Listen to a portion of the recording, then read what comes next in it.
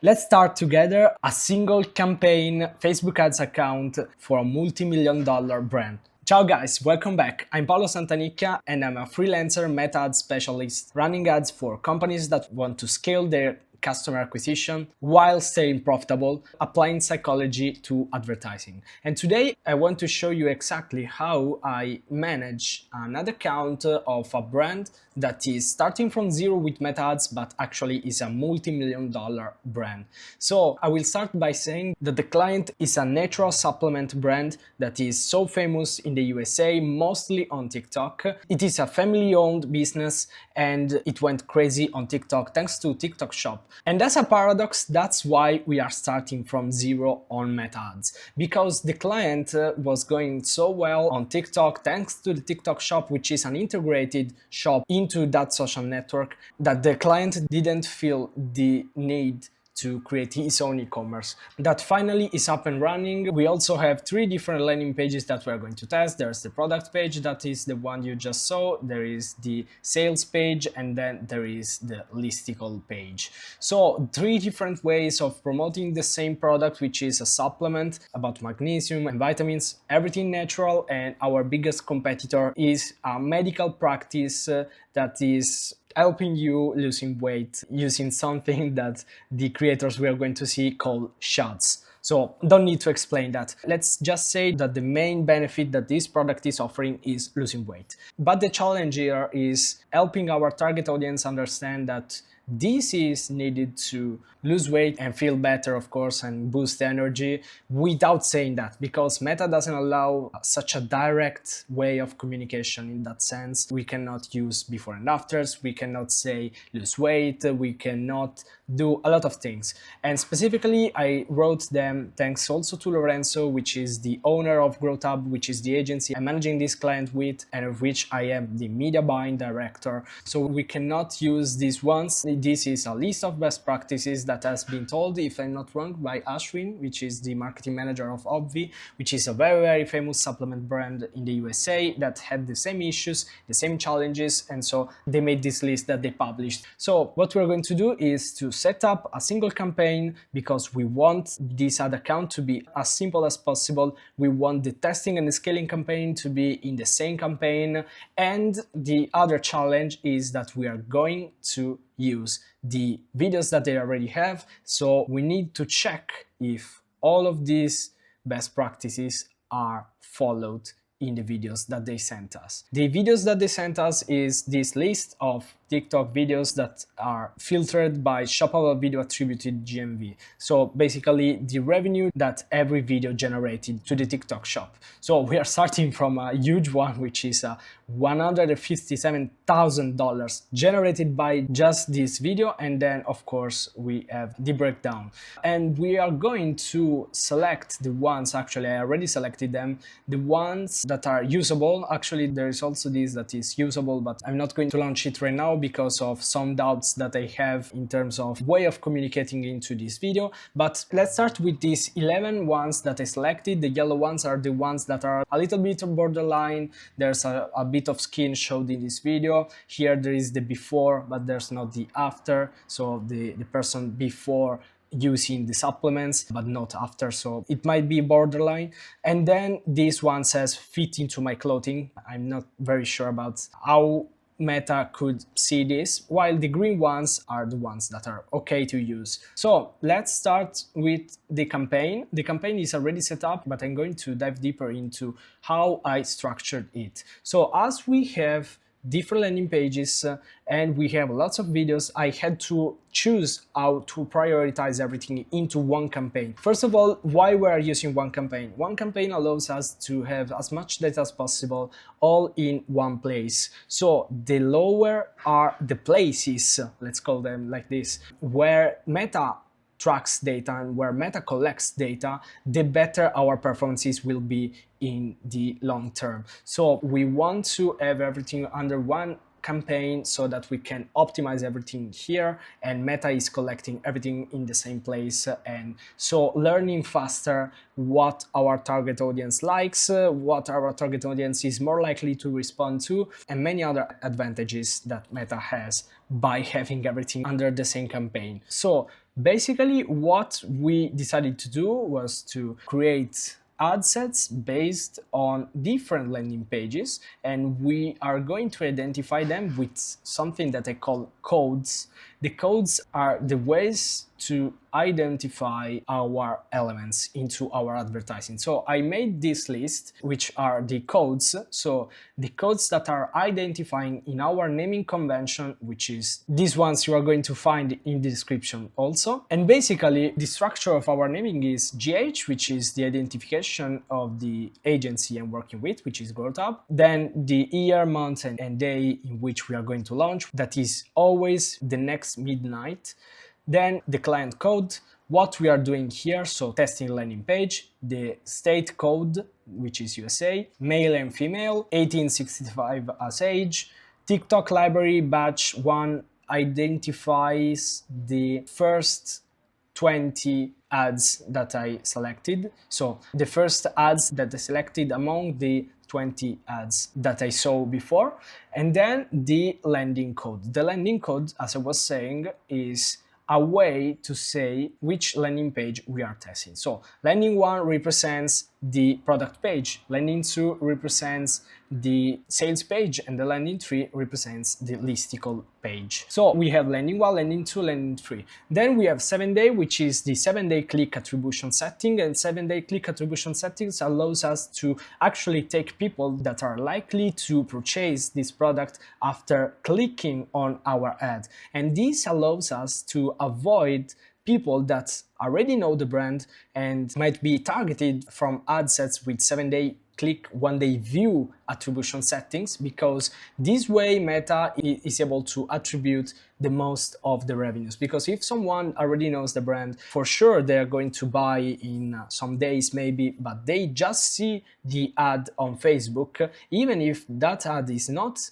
useful for them to make the decision to buy, they are going to buy the next day, and Meta attributes a conversion that would have happened anyway. So we want to make sure that Meta only attributes the conversions that are actually coming from people clicking on our advertising. As I said, the client is generating millions and dozens of millions of dollars just with TikTok ads, so the brand is well known. In fact, in one of these ads, there are some creators saying, don't trust the imitations, just buy from the original, and these ones are the original ones, because they have been copied because they worked so well that brands started copying them and using their brand to promote their own supplements that of course were just imitations. So let's look at what are the ads that I selected and how I named them. So let's start with the first one that you saw before. I legit felt like crap the entire time that I was on the shop. So this is one of the ads that is talking about the shots, the things that I was talking you about before. And this is one of the communicational angles that the creators were using and that I've been able to catalog. So there are these ones, which as you can see are named shots, and shots stands for the communication angle said in that specific video. So we are saying shots here. Here instead there is lifestyle, which is another way of communicating. There are people doing something else. They are eating here they are doing the makeup, and here they are training. So in these three videos they are communicating in another way. Of course they are talking about shots in the middle of the videos, but it's not the main topic. The main topic in these three videos is the shots and the comparison between using natural supplements, which are the ones we are promoting, and using the shots, which was one of the habits that actually it seems like some of the people that live in the USA that want to lose weight feel and want to try. And instead here we have another way of communicating, and you can see it from the sentences following the ad concept indicator.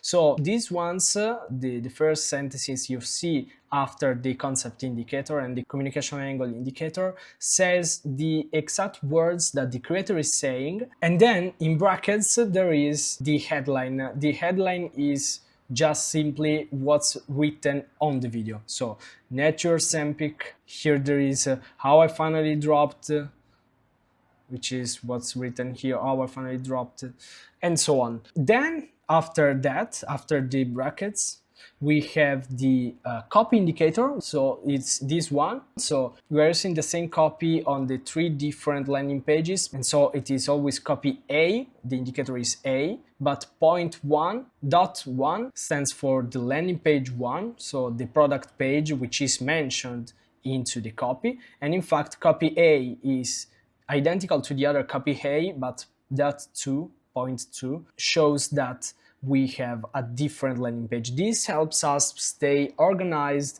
and whenever we have to edit a copy or edit something that is written in the copy A or copy B or copy C, or for example, the landing page 2 has changed, the link is changed, and basically this is not a valid link anymore, we could just go over the campaign and see all the ads and filter by landing to in the ad name, and it will show any ad that is running on landing 2 because we said that.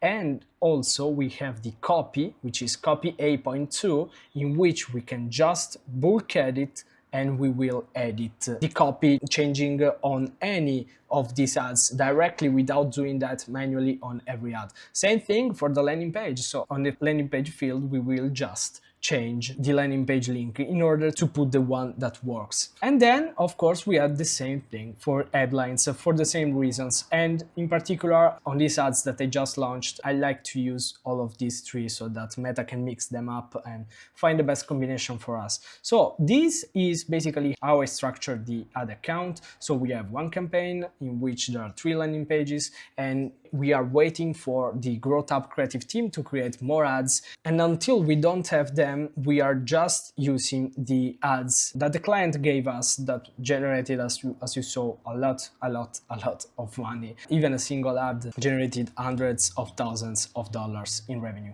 So this is how it's structured in terms of organization. I'm going to keep you updated with other videos if you want them about how the results are going, and most of all how I'm going to optimize, considering that I have just one campaign. But basically the strategy will be this: whenever we have new creatives from the creative team, I'm going to insert them in this campaign, which is a CBO campaign. We have the budget at the campaign level, so Meta decides how to spread this budget and how to allocate this budget to get the most results and the most scalable results for us.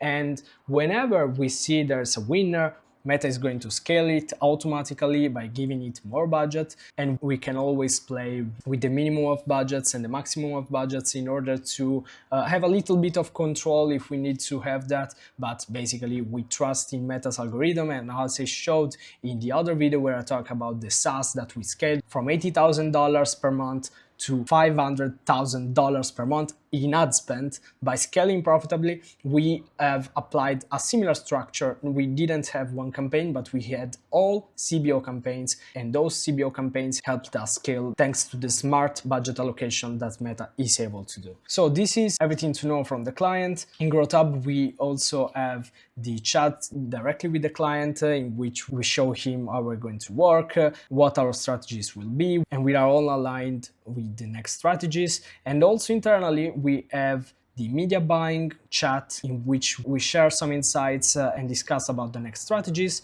And also, what is more important, we also have the performance internal chat on Slack, that is the chat between the media buyer and the creative strategist, so that we can deliver the best results to the client, combining the knowledge that the media buying is having thanks to the data that we will acquire from these ads, and the naming will definitely help us understanding which communicational angle is working better, which communicational angle Meta is prioritizing in terms of spend, and which ones are the most scalable ones, so that we can communicate with the creative team and generate more creatives that are using the same communication angles, and so we can scale our customer acquisition profitably thanks to the fact that we are specifically targeting people with leveraging emotions, and this structure helps us understanding exactly how to better target our audience. So that's all for today's video. I hope that this has been useful to you to have a quick insight about how we think strategically in GrowthHub, and how do we plan the next steps, and how do we communicate with the client,